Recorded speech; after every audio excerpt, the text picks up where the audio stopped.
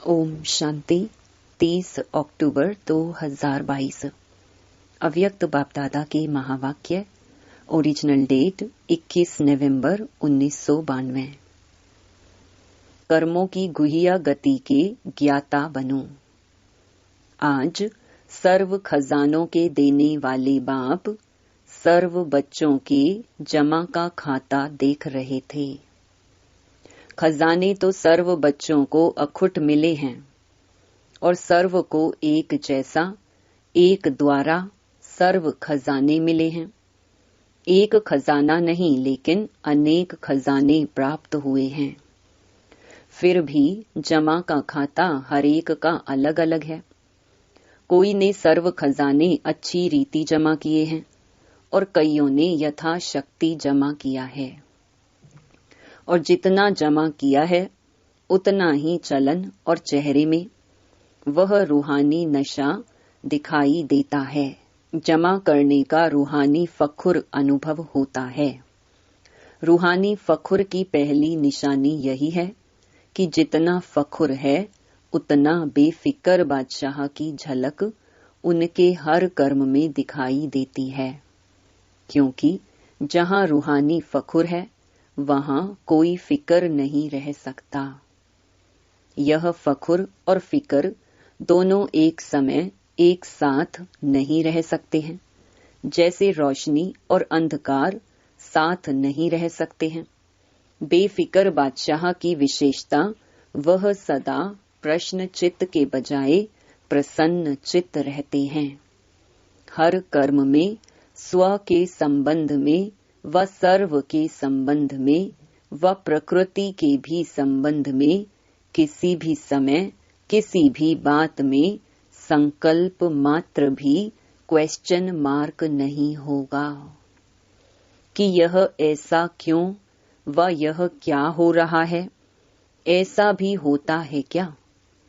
प्रसन्न चित्त आत्मा के संकल्प में हर कर्म को करते देखते सुनते सोचते यही रहता है कि जो हो रहा है वह मेरे लिए अच्छा है और सदा अच्छा ही होना है।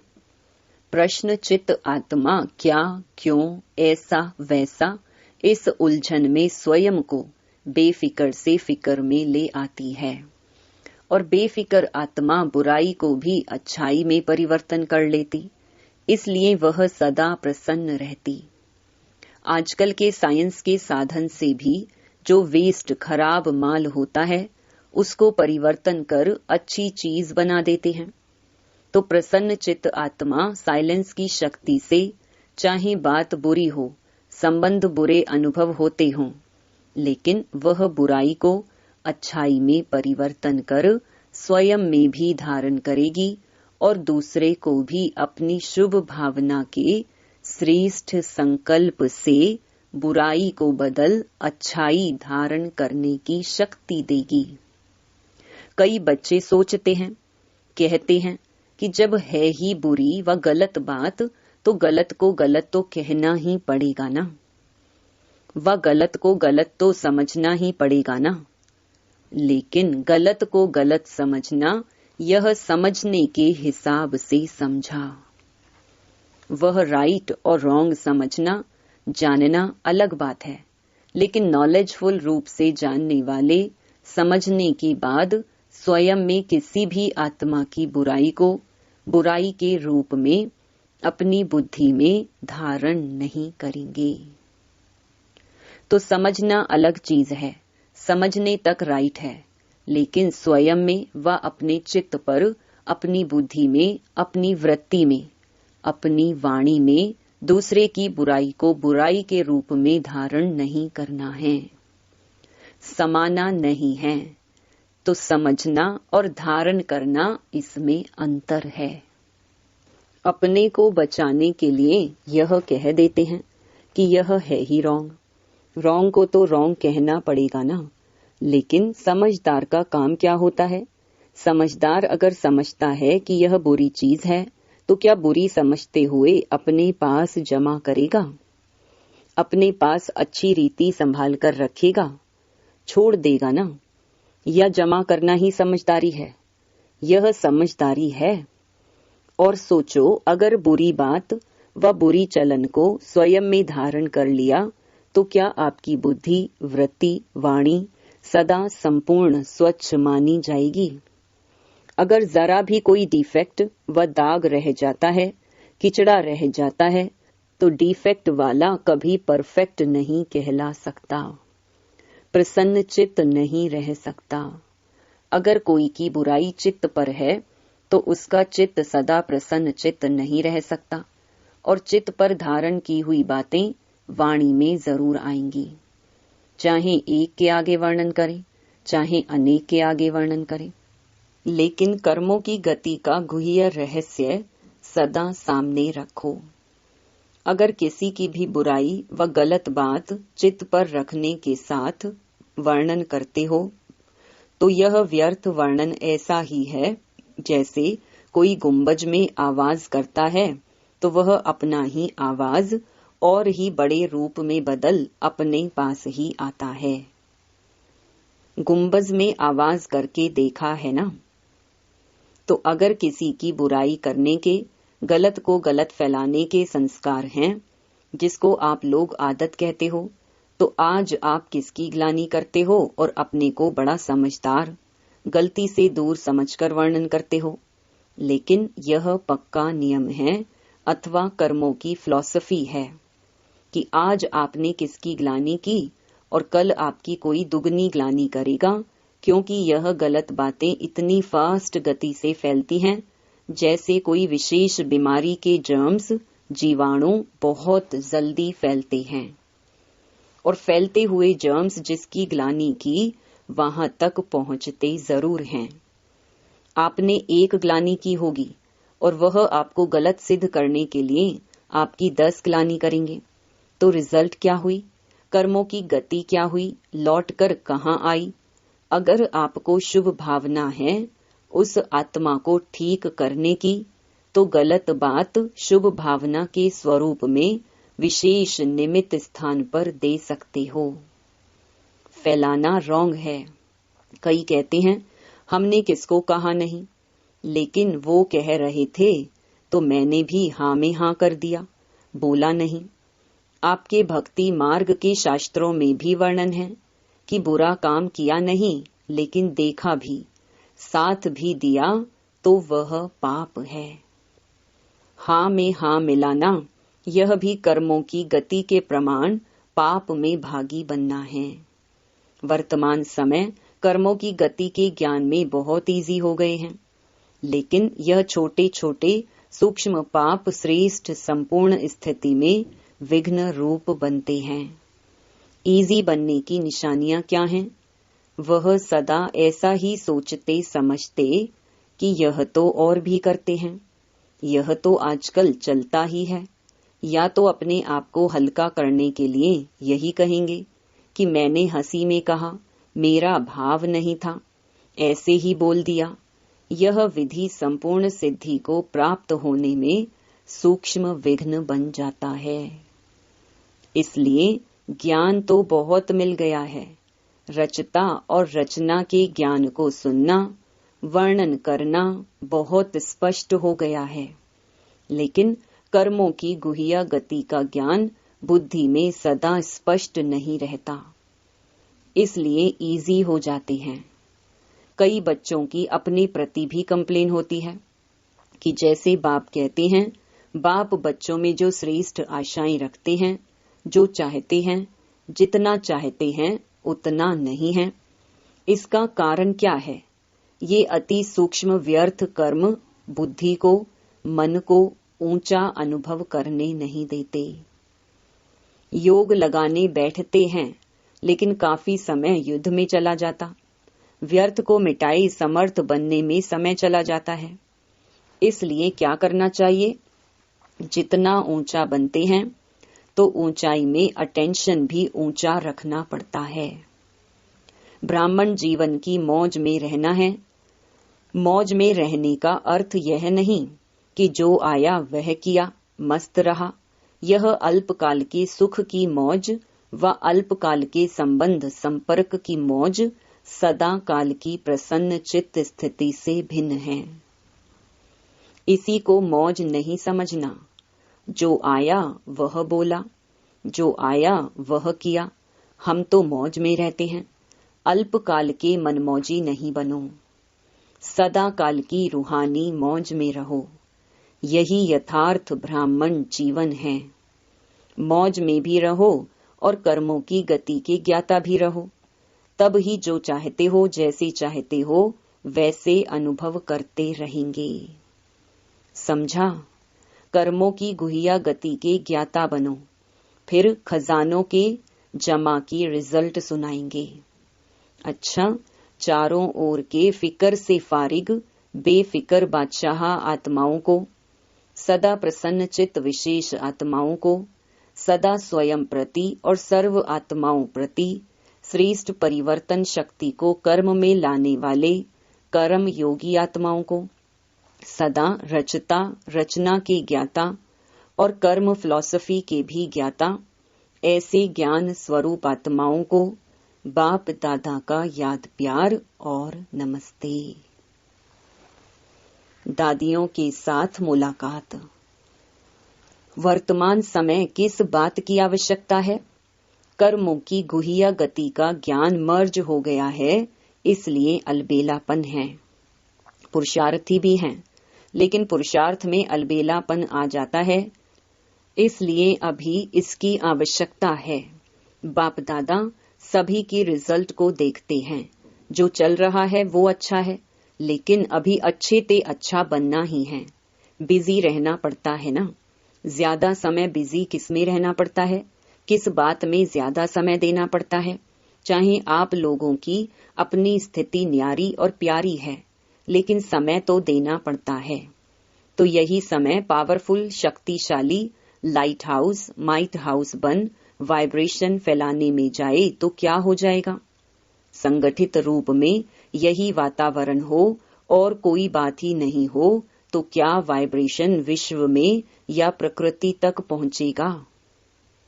अभी तो सभी लोग इंतजार कर रहे हैं कि कब हमारे रचता व मास्टर रचता संपन्न या संपूर्ण बन हम लोगों से अपनी स्वागत कराते।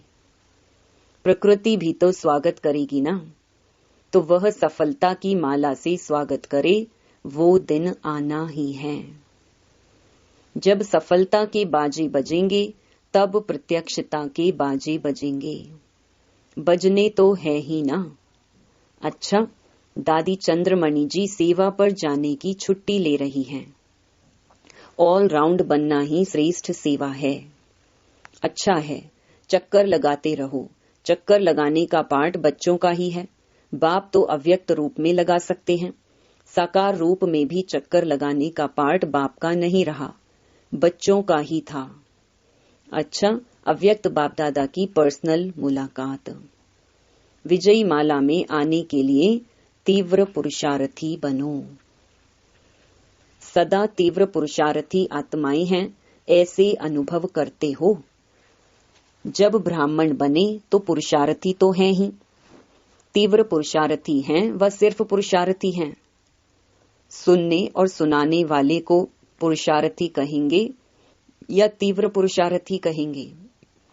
सुनना और सुनाना, उसके बाद क्या होता है?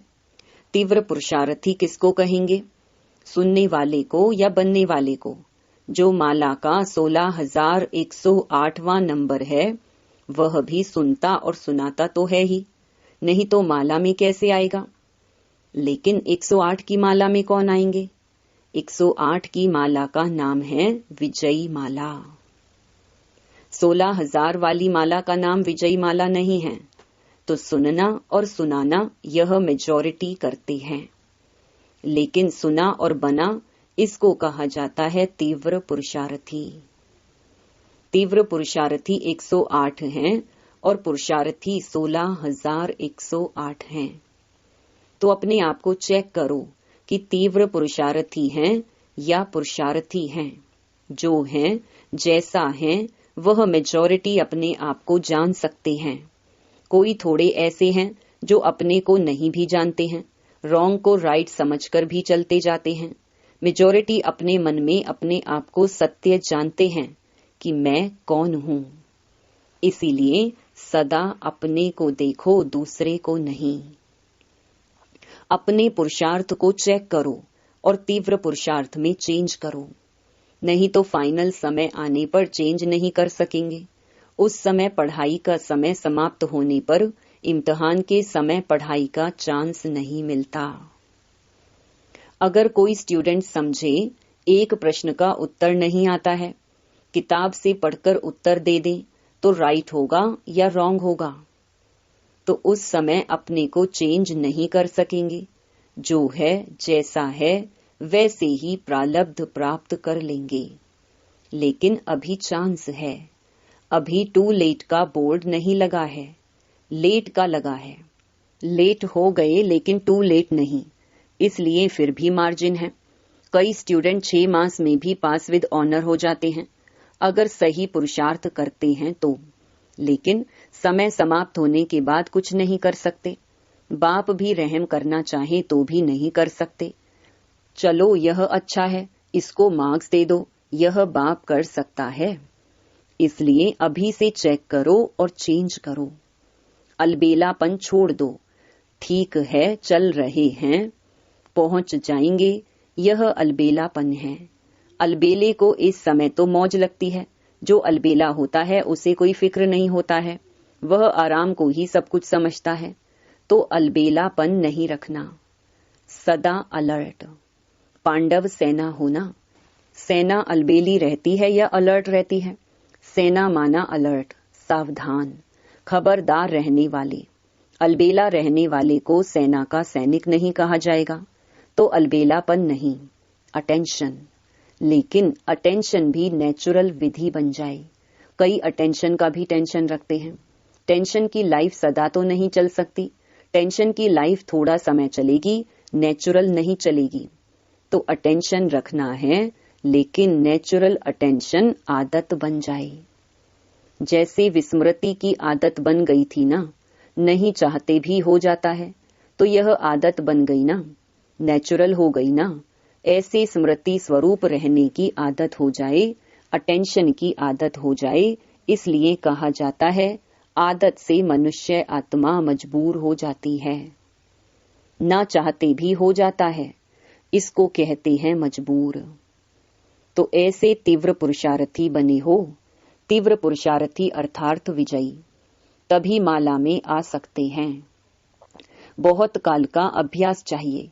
सदैव अलर्ट माना सदा एवर रेडी।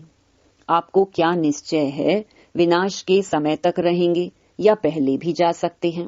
पहले भी जा सकते हैं ना, इसलिए एवर रेडी। विनाश आपका इंतजार करे, आप विनाश का इंतजार नहीं करो। वह रचना है, आप रचता हो। सदा एवर रेडी। क्या समझा? अटेंशन रखना। जो भी कमी महसूस हो उसे बहुत जल्दी से जल्दी समाप्त करो। संपन्न बनना अर्थात कमजोरी को खत्म करना। ऐसे नहीं यहाँ आए तो यहाँ के, वहां गए तो वहां के, सभी तीव्र पुरुषार्थी बनकर जाना। अच्छा वरदान, विश्व से अंधकार को मिटाकर रोशनी देने वाले मास्टर ज्ञान सूर्य भव। मास्टर ज्ञान सूर्य वह हैं जो विश्व से अंधकार को मिटाकर रोशनी देने वाले हैं। वह स्वयं भी प्रकाश स्वरूप लाइट माइट रूप हैं और दूसरों को भी लाइट माइट देने वाले हैं। जहां सदा रोशनी होती है वहां अंधकार का सवाल ही नहीं, अंधकार हो ही नहीं सकता। जो विश्व को रोशनी देने वाले हैं वह स्वयं अंधकार में नहीं रह सकते। संपूर्ण पवित्रता अर्थात रोशनी, उनके पास अंधकार अर्थात विकारों का अंश भी नहीं रह सकता। स्लोगन, स्वभाव संस्कार संबंध संपर्क में लाइट रहना ही मिलनसार बनना है। ओम शांति।